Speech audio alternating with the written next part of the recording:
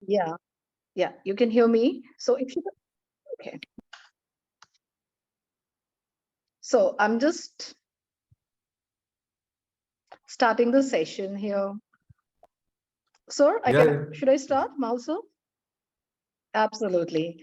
Well, first, again, that namaskar to everyone. I welcome to all of you, Honorable Dean, sir, our guest of the day, my dear faculty, and to foremost the student, my dear student, who are all present here to the Leaders Speak series organized by School of Media and Communication, Adamas University. I myself, Novina Chakravarti, Associate Professor, School of Media and Communication. I welcome to our guest, Mr. Tuhin A. Sinha, the eighth best-selling author and BJP spokesperson, in conversation with our Dean, School of Media and Communication, Professor Dr. Mahul Brahma, who himself as an academician, author, and actor. So before handing over the baton, I would just like to take a moment to introduce our guest. So here comes that Mr. Tuhin A. Sinha, a best-selling author, columnist, and politician. He's acknowledged among the most prolific Indian thriller and most geopolitical thriller, Mission Sanjan, and his first two books of his trilogy around Indians' unsung heroes, The Legend of Bisra Munda, The Great Tribal Warrior of Bharat.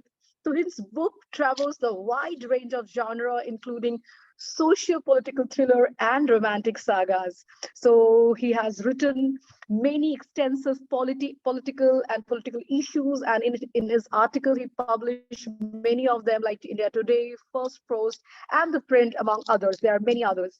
So it is very popular media voice for BJP, and he represents his party nationally to the in the various media organization as panelist, spokesperson, and debate, and the person who constantly into debate. Once again, Tuhin, I just welcome you, and thank you. the whole stage and the forum is yours. Over to you. With your permission, sir, we are starting the session. I just want to say a few things, Novina. You've missed out. So yes, sir. So I thought You that missed out in the excitement of having the guest. So, we see there are five programs that we teach here. So the students that you see are from two streams, media studies and media science. And there you'll find film studies here. You'll find journalism and mass communication students here. You'll find media technology students here. You'll find MBA students here who are into communication management. So this is the kind of mix that we are addressing. But one thing that is common among all of them is that they are very excited. Had you been able to come physically, they would have wanted to know that. Love to have you. But even online, and I think at least this is better than not having the session. The idea is that the journey of an author uh, is something that is a very thrilling experience. I mean, how somebody decides to write his first book is always a wonderful story. And so, my first question to you, or to start this discussion, is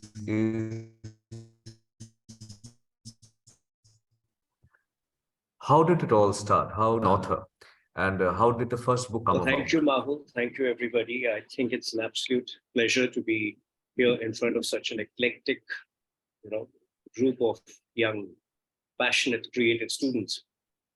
So, if you ask me honestly, in our generation, writing, or in fact, even now, writing happens very serendipitously. It happens accidentally. Nobody plans to pursue a career as a full-time author or as a full-time writer. But it's something which you discover, and then you realize that you've struck gold with it, and you hang on to it. So I came to Mumbai in 2001 with a I had taken a year and a half out to pursue certain aspects. I could make it big as an actor. I do a little bit of acting nowadays on television, But I think over a period of time, as one gets acquainted with the entertainment world, writing is something which happened more naturally to me. More, it happened instantly, and I broke in as a found a breakthrough as a screenwriter, wrote a few television shows. But then I realized that at the end of the day, while that was quick money, that was instant, that was instant money, there was very little gratification, creative gratification that you could derive out of it. So I think that is where I think the Indian publishing industry was really opening up in those days, because till I think pre 2004, and that is something you got to give credit for to The government. Somebody like Chetan Bhagat, Mhm. because post his books Mhm. in 2003 2004, the Indian publishing industry all of a sudden really opened up. Yeah. Pre 2003, it was kind of completely dominated by foreign authors. The Indian publishers would make money distributing those foreign authors. But post 2003 to 2004, the Indian publishing industry really opened up. Suddenly there was a dearth of Indian writers. So I think one of the books one of my stories which I had written for to be converted into or written as a film script eventually found its way into a book. That is how the first book happened, which is that thing Love, which is a complex story of multiple narratives in a metro, which is Bombay.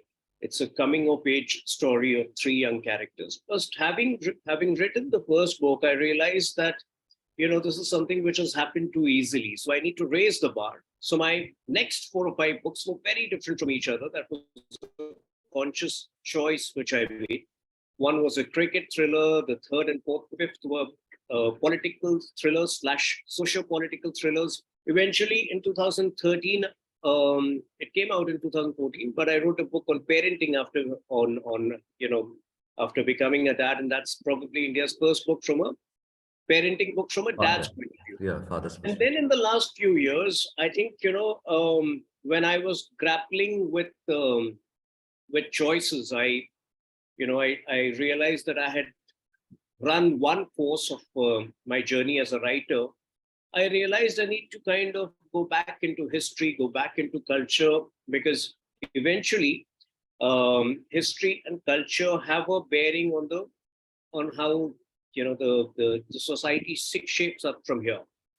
And Birsa Munda was a subject which was very close to my heart. I have grown up in Jamshedpur, and Jamshedpur is a place where you have Birsa Munda Chowk here.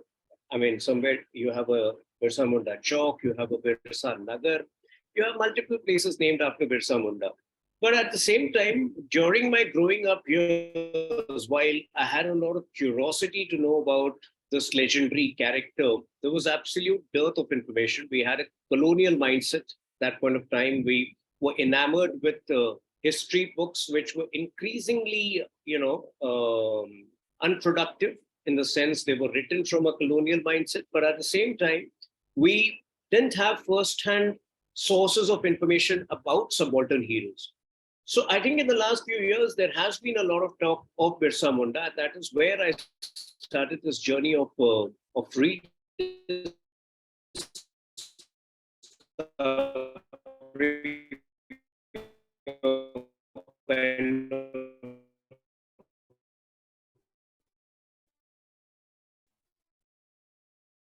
discovering for the first time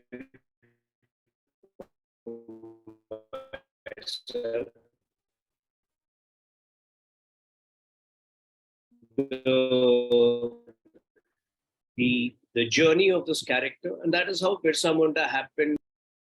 No, I know. In many cases, as you were rightly saying, that it starts by identifying a need gap. That you want to know about something, and you see that that thing is not there. I remember when I started writing on luxury for the India Partner of New York Times, and there was nothing. We only had catalogs, with wonderful pictures and price on request, but there is nothing on evolution, nothing on history, nothing on the brand strategy, nothing. Mhm. So it was from there that my first book came along. After columns and all that. So it was a journey. But mine also started with that need gap, that the lack of literature on luxury and the evolution of luxury. So, as you've rightly said, that the history, the way it is written, it has a colonial hangover, it has a colonial mindset, and therefore it needs to be retold. And therefore, such literary assets are required, which will, for the future generation, give them that support, that if they want to study about Bishamunda, if they want to study about the tribal history, well, there's a trilogy. So, please share about your second book of the trilogy, which you have briefly glanced upon, but we would want to know a little bit more on that. So, like I said, once you embark on into a genre, both from a marketing point of view as well as from the point of view of readers, I think it makes sense to prolong that journey. So Birsa Munda was followed with a book called The Great Tribal Warriors of Bharat. It's over here. This kind of encapsulates the story of 17 different tribal warriors from across the country. And it's very amusing, like while we were given to believe that 1857 was the first war of independence, after Mangal Pandey raised a revolt. But I think if you delve deeper into history, you will realize that subaltern movements, subaltern mutinies and tribal mutinies have been active from 1765 roughly.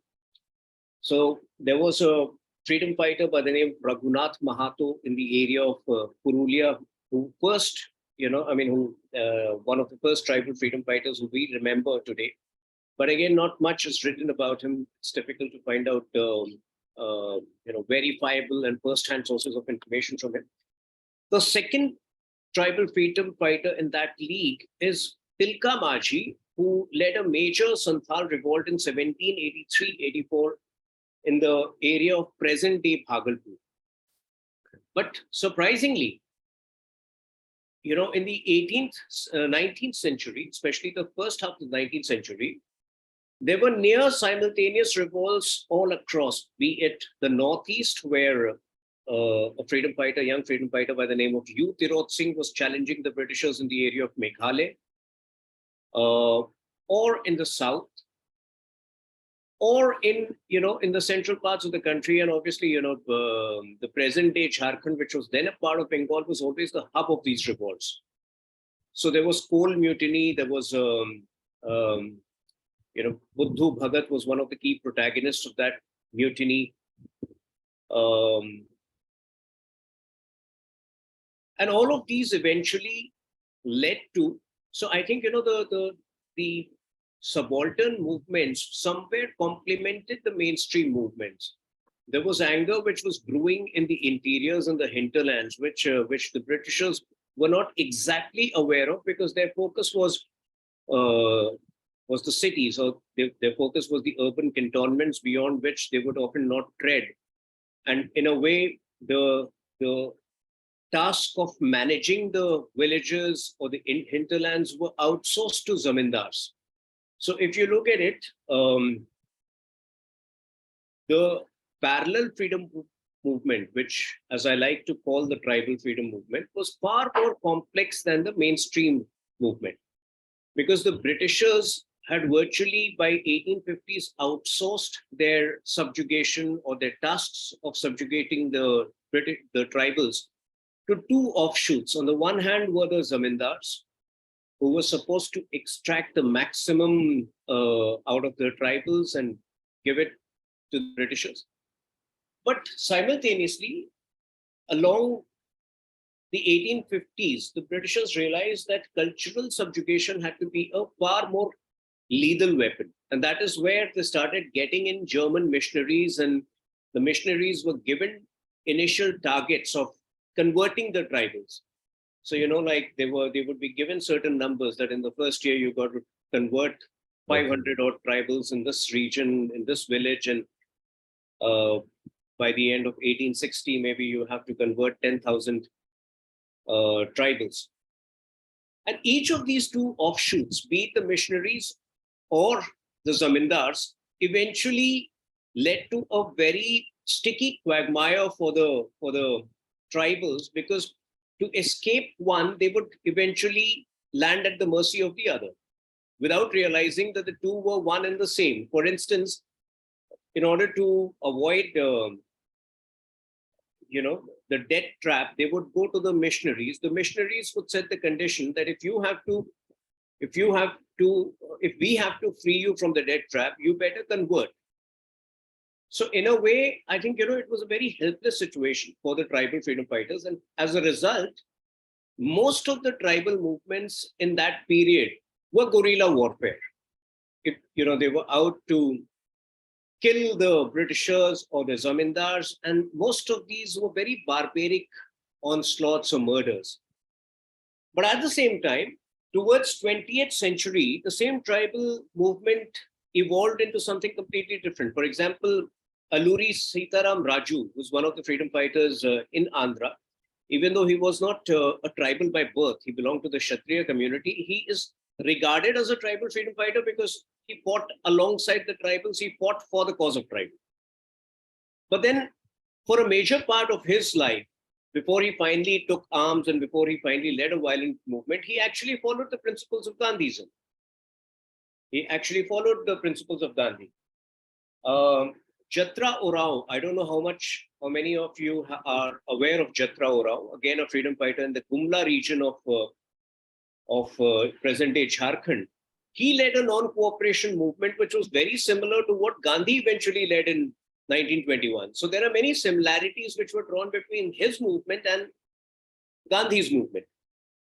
And finally, Jaipal Munda was the only tribal who represented the tribal community in the Constituent Assembly. If you hear his speeches, they are some of the most nuanced speeches on tribal life and the future of tribals in India.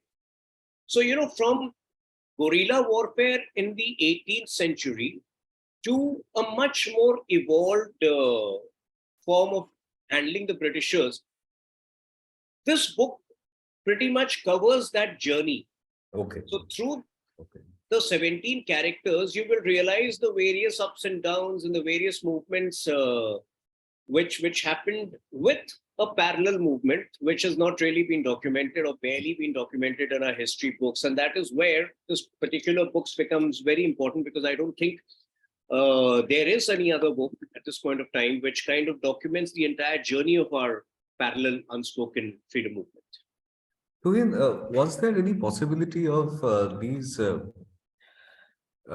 these isolated movements to be unified? Was there, if something were a little different and these independent movements could have been unified, history would have been a little different?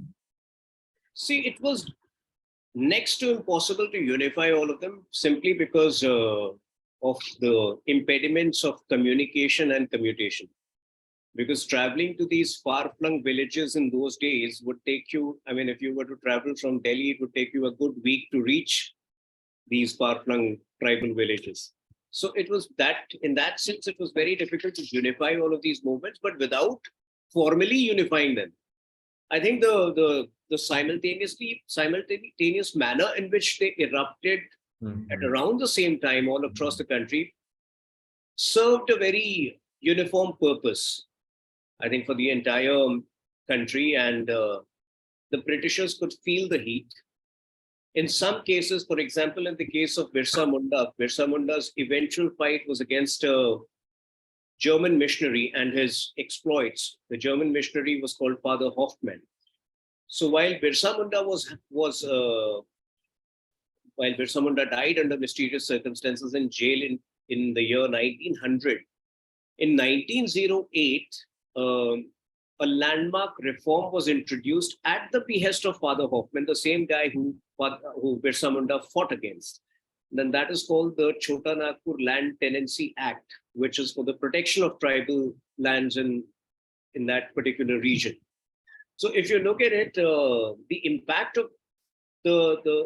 of many of these movements were felt much after the protagonists were gone, they were killed, or they were not there to see the outcome. Right.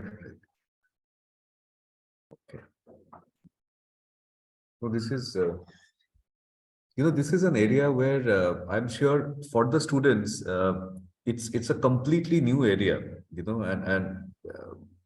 I am very happy that my students are getting an opportunity firsthand to be exposed to this. It's actually Bengal's unspoken history, because Bengal and because Jharkhand and Bihar, where many of these tribal movements took place, eventually before 1912, were a part of Bengal province. So I don't know how many of, I don't know whether any student has a rural background, or whether they have lived in the region of Purulia, or anyone is there from Purulia? Can we ask the? They may have heard some of these stories. Rajat, in that anyone who is from Purulia or any which way from Jharkhand? And if anyone has heard the name stories of Birsa Munda and the other tribal warriors.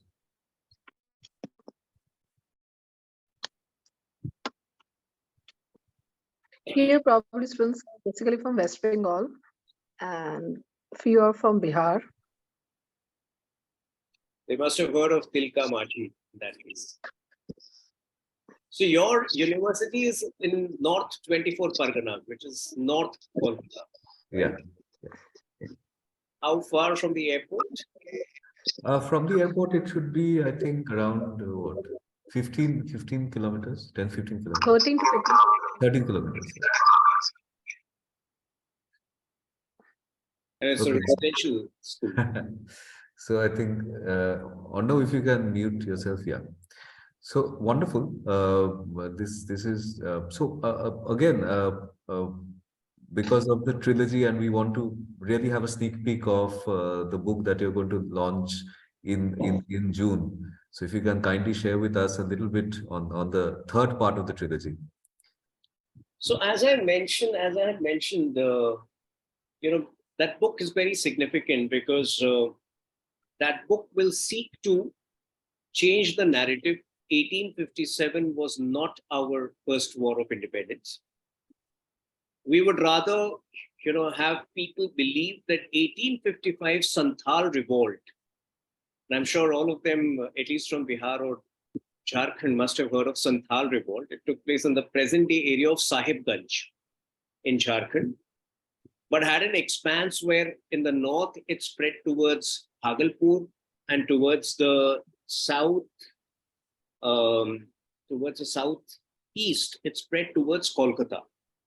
So nearly 10,000 tribals under the leadership of two Santhal brothers, Sidhu and Kano, led a massive protest against the Britishers because at various points in time, the Britishers would invoke certain laws which would have a bearing on their land holding patterns. They would suddenly lose land. They would suddenly, because pressure was worked downwards by way of zamindars, eventually, at that point of time, while Sidhu and Kano were prepared for a massive revolution, their first target were the zamindars. That's a hard fact, because at one point of time, the zamindars had become far more ferocious than the Britishers. And in certain areas, the primary interface of the tribal community was with the zamindars and not with the Britishers. Right.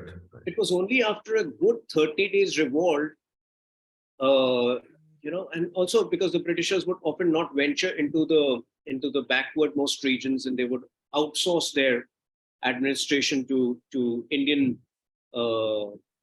police officers or Indian constables. It was only after 1 month after the revolt that they had their first interface with the Britishers. And this, in bits and parts and in different installments, this revolution went on from 30th of June 1855, well up to January, February 1856. And in those 7 months, it led to massive destruction of public property. And in a way, it shook the British Empire. It led to certain land reforms subsequently.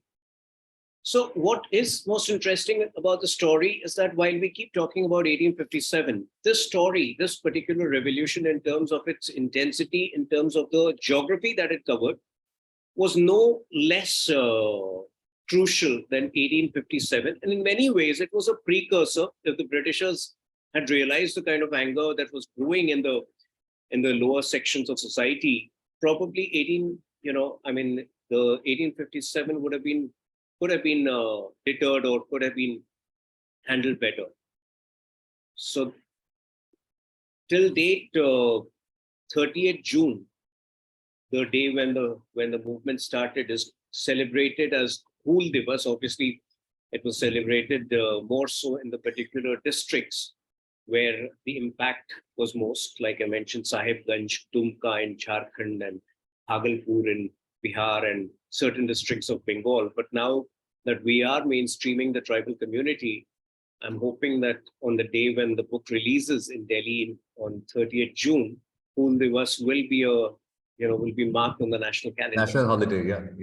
Not a holiday, but at least, we have too many holidays in the country. But at least we mark on the... Excuse me, sir. Can I question? I have a question. Just Yes, absolutely. I have visited Purulia thrice actually, Ajodha Pahar and those areas. And my question to you, being a student of international relations, during my university days, we were, apart from the history that you are saying that we should actually, and congratulations to you that these are the areas, actually the unsung heroes that we don't talk about, the history books, our children don't know about, and you are doing a wonderful job so that it can have, it has a huge archival value. My question to you is, there's an interpretation of communist perspective. Like we have read Sumit Sarkar during my university days, relating to this farmers Tebhaga movement and Tebhaga rebellion and these tribal rebellions. How do you see the Marxism or the communist viewpoint of interpreting this movements, tribal movements, compared to the Britishers or the colonial masters? My question to you, sir. I think. So, communism, at least in India, did not exist at that point of time in 1855. And also from a tribal's point of view, I think, these are two intellectual terms. A tribal is basically fighting for his Jal Jungle Zameen, which is Mati Manush, like you. So Jal Jungle Zameen is essentially what they have been fighting for. They have barely anything to do with an ideology. Communism is in India, it's not a political interaction. So I would refrain from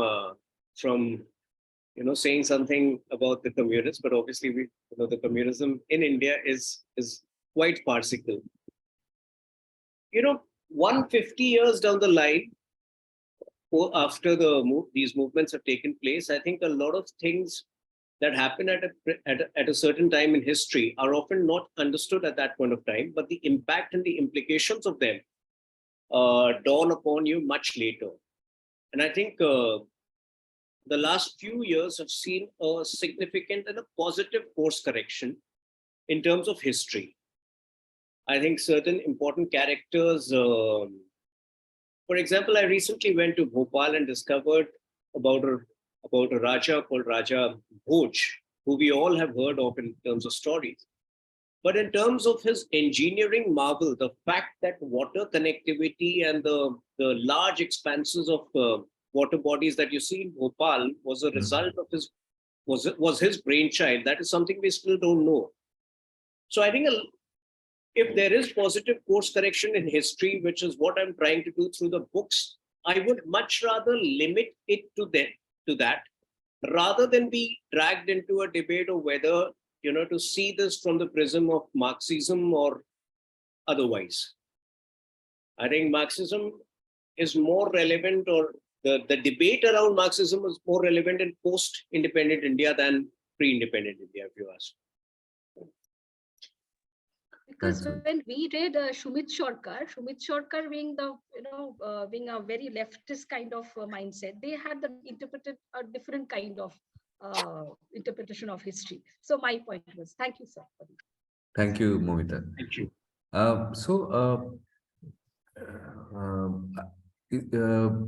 Any other faculty, any questions that you have? And then we'll take the students' questions. Or if the students have given any questions. Or no, can't hear you.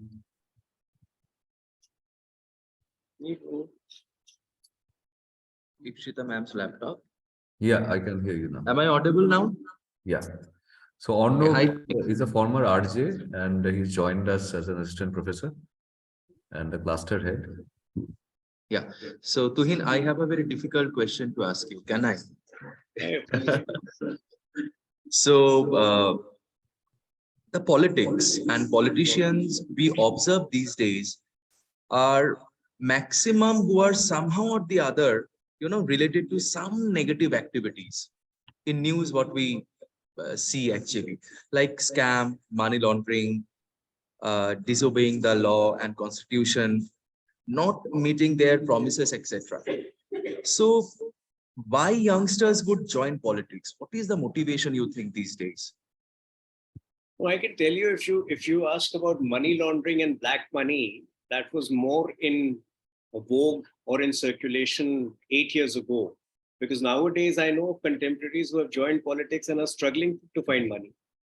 So they are kind of getting back into their professions. So yes, there are certain pockets where there are some political parties which rely heavily upon tolabazi. There are certain political parties which rely heavily upon black money. But generally, if you ask me, I mean, I know a lot of youngsters who joined politics and are kind of Back to a day job. Yeah. Yeah. So I think, I mean, this is largely related with election funding.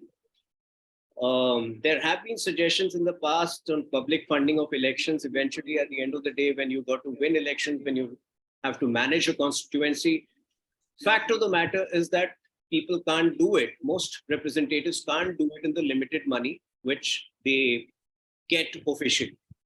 How do they manage a team of multiple people, multiple stakeholders, and keep winning elections? That is where the crux of the problem lies. But at the same time, there are people who, with their sheer hard work, have kind of refrained from it. And I think that number is increasing today, which is a positive sign. Okay. Thank you so much. So I have another question. Can I ask? Yeah. Yeah, sure. So this is a bit different. So you are an author, you are a political spokesperson, and also a script writer. And you have written the script for the popular television soap, which is known as Ye Rishta Kya Kehlata Hai. Am I right? That was way back, television. But this was a very popular television soap. I think it's very popular. Still goes on it. Television writing is like a relay race. So writers come and the show goes on. So I did it in 2011, 2012. Yeah. My question was actually related to this, what you have said right now. So how writing television, like writing a script for television soap is different than writing for OTT platform?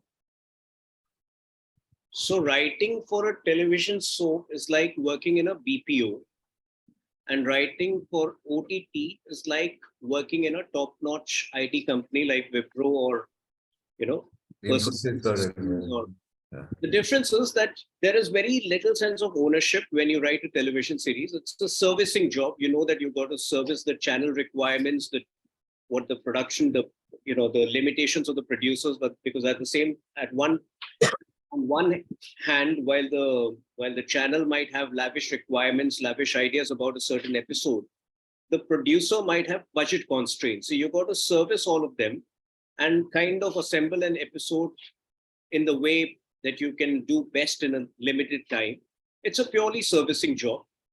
OTT is slightly better in the sense you have a certain ownership over the product that you are creating that's being curated entirely by you. And book is even better, except for the fact that book is least paying television and OTTs are more paying without much of a creative satisfaction. Thanks, John. I have a question. Yes. So this is Shayak. I'm asking this question considering you as an author. We always like to dream and we would always like to look forward for an utopia. So I'm just asking, like, we also see in economics the perfect market structure. So if I ask you that what would be the perfect political environment that, I mean, from the author's perspective, maybe we never achieve that, but we can definitely dream for it. What would be that? Well, perfection is an illusion. Perfection is an illusion. So I think if you consider the present moment as perfect, that's the best way to go about it. But having said that, I think, over a period of time, if I come across students who, lose out on admissions due to the present reservation policy. If a day comes in the country where merit is the only thing that matters, be it 50 years down the line, 100 years down the line, I think that should be a perfect environment. Having said that, like there are so many different ways to look at a given situation. So the best way is to consider the present moment as the perfect situation to be in. With Mahul Brahma, Dr. Mahul Brahma as your dean, and with such a lovely campus that I have seen, the visuals of which I have seen and which I was yearning to, I think you shouldn't be complaining. It's the perfect place to be, the perfect utopia to be in. Thank you. Thanks, Tuhin. Yeah. No, when I actually saw, I just did a Google search, and when I saw the visuals of your campus, I was actually looking forward to being there. And also, I like going to places that are away from the clutter of the confines of the city. Yeah, absolutely. And I am very lucky. So I come from the clutter of the city, commute 40 kilometers, enjoy this, and then go back 40 kilometers to the clutter of the city. So on a daily basis. No. I mean, questions.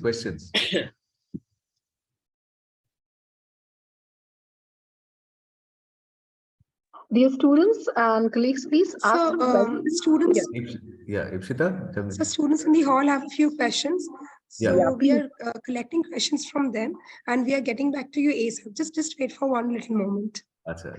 Sure, So just an FYI, because if I don't talk about her, she might not pick my call next time.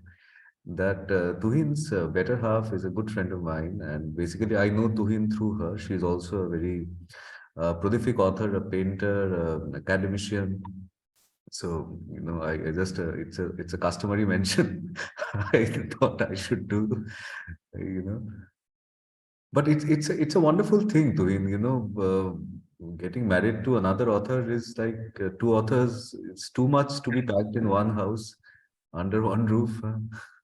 It's too much of a what do you call writer's block. I couldn't agree more. Yeah, totally. Actually, students have two questions in general. So if you can I ask it on behalf of them? Yeah, sure. Please. Hello, sir. So one question is, so do you think press conference is a relevant tool for political communication today? Because these days we often see political parties not conducting press conference that frequently. This is question one. And question two is, sir, what do you think about right to freedom of speech and expression when it comes to political communication of media, especially if they're doing a commentary or a documentary on any political party. So do you think that they have that liberty, or is it on in the name of national interest? It's often a very controversial issue. So this is the question for you. Thank you, sir. Well, this is a tricky question. There are political leaders who hold press conferences and yet they barely know what they're talking. For example, I've heard multiple speeches of the person who demands press conferences every day from the Prime Minister, but till date, when I hear him, I often find that, he does not understand the difference between a manufacturer and an offset partner when he talks about the Rafale deal.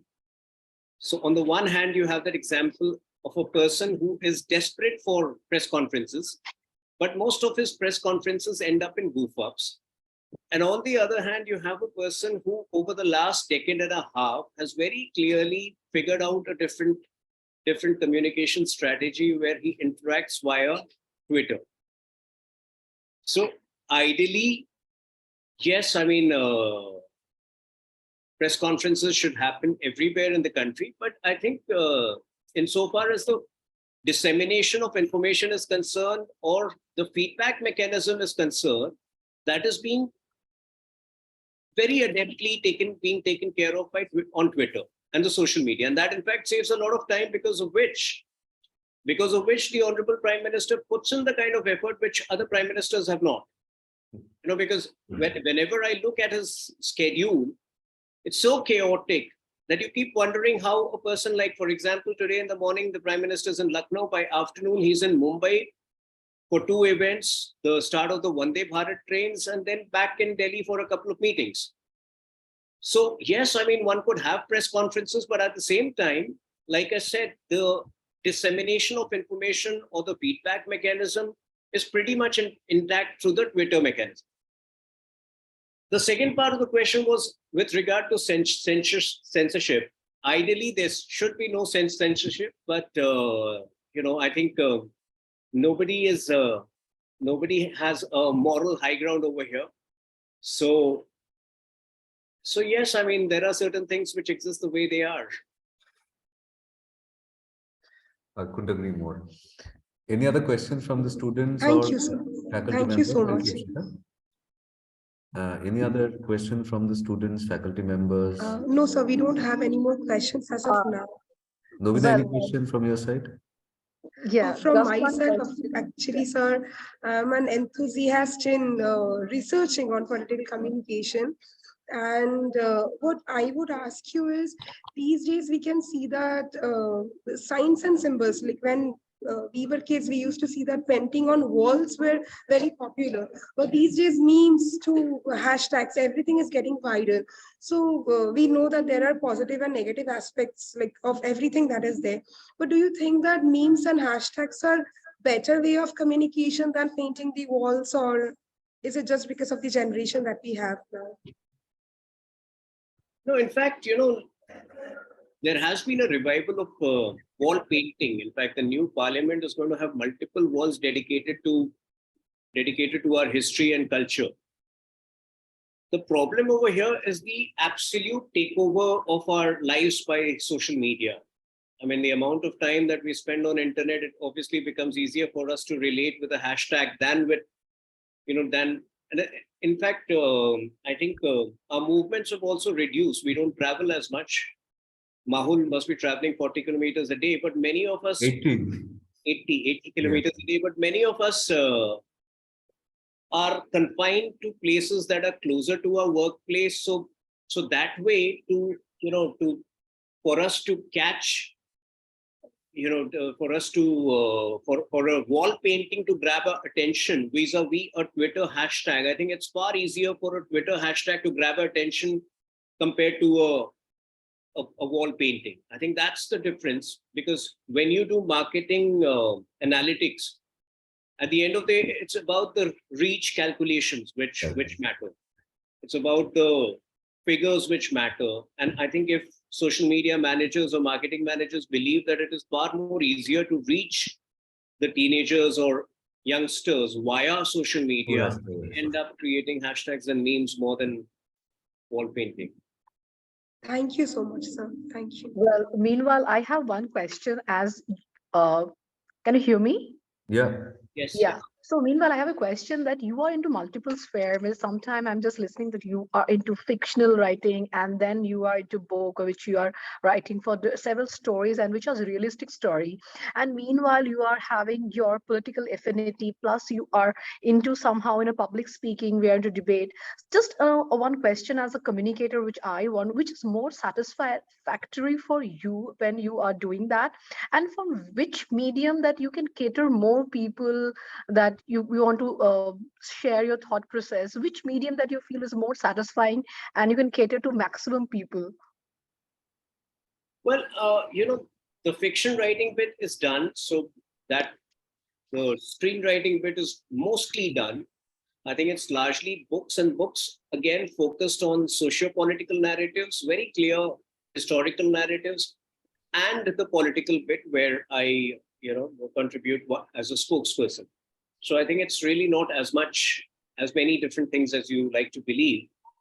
But having said that, there is nothing better than a live interaction where I'm in front of 500 odd people, and as a sole speaker, I'm addressing them. Because in front of a live audience, you have to be as natural with your thought process as you can. And also the feedback is absolutely Instantaneous. spontaneous. Yeah, yeah, yeah. So that's the best form of interaction, which something we would have been having had my presence at the Kolkata Book Fair not been cancelled. Yeah, we were looking forward to that. It's just sad what to do.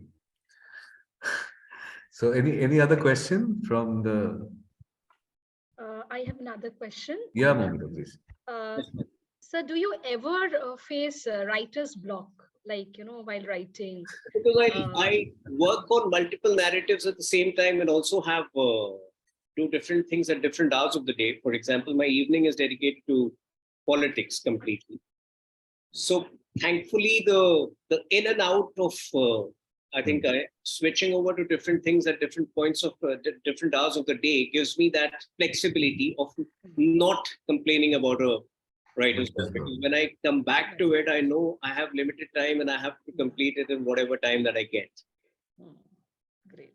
And yes, in the last 3 or 4 years, I have had some wonderful co-authors with whom I have been working on. Because writing can be a very isolated profession. It can be very solo profession where you're cut off from the world. So I think one needs to expand at the stage that I am in. And I felt it was good for me, as well as the co-author, to work on a collaboration that would help both of us. Thank you, sir. Wonderful. So, Tuhin, finally, we would want to bring this wonderful interaction to a closure. But before that, your message to our students of media and communication. Well, the only message is to think unconventional, to dream big.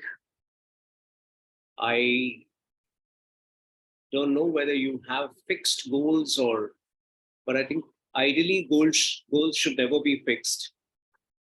You should keep soaring high and higher and higher, and yes, I mean, travel a lot, especially to the interiors, to the hinterlands, to the northeast, which is largely undiscovered. And that's the best way to know your country and know your own people. Because I realized this, that in our, when you study in a convent school, at least in those days, you were kind of cut off from a lot of things. Yes. You were led to believe that you belong to a certain class, but life is not really, life doesn't fold out that way. And the best way to make the most out of life is by traveling by public transport, is by interacting with the vendors on the street, and by experiencing life in the most uncensored forms. So I think travel is something which is very important, and all of you should make it a point to travel at least twice in a year to locations which are intriguing and where you would probably end up learning a lot about the local culture and local people. And it also, with travel, typically if we take cases of Swami Vivekananda as well as Netaji, before their big realizations, they had gone on a tour of the entire country on foot, so they have explored every nook and corner of the country. And that gave them that realization of the greatness of the nation, which effectively led to the pride associated, with the country, with being a part of the country. So, it's a wonderful thing. And they did it at a time when traveling was a pain. I mean, Yes, you yes, have yes. a direct flight from Bombay to Arunachal. Even 10 years ago, it would take you 3 days to reach there. So I think this is the best time with all the airports that have come up. They connect you to some of the remotest parts of the country. And in fact, even the train, I mean, the Vande Bharat Express, I think all of these need to be used before they get old. Like yours, there was an author called Shankarnath Rai. Rai wrote a compilation in a few parts, actually 5 parts for the men and one for the women, on Bharater Sadhak or Sadhika, basically the sages of the country. So it's a wonderful compilation. Your compilation, especially the second book, brought back memories of that book, because it's a a priceless compilation, because nobody had gone and put together their stories in one set. So wonderful. So there are 5 sets for the Shadok and one for the Shadika. It's a reminded me of that.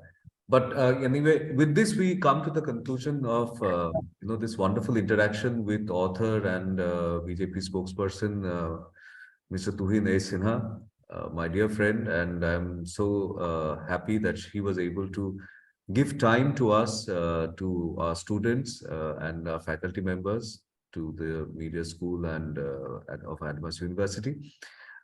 We really look forward to reading the new book as well as Birsa I will Munda. be sending a copy to your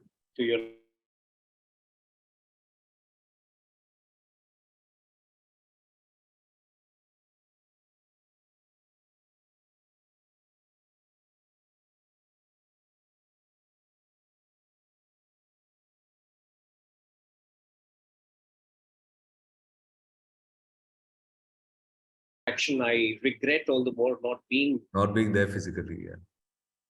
so, but hopefully soon. No, the Calcutta Book Fair misses you, so. So thank you, Tuhin. Thank you so much. Thank you. Thanks, faculty members and the students.